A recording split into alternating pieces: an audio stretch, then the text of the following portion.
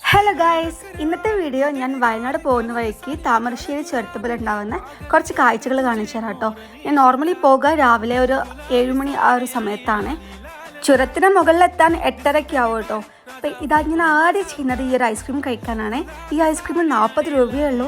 ഇതിൽ കണ്ടു butter scotch, strawberry, പിസ്തൊക്കെ മിക്സാക്കിയ ice cream ആട്ടോ. എനിക്ക് ഭയങ്കര ഇഷ്ടമാണ്.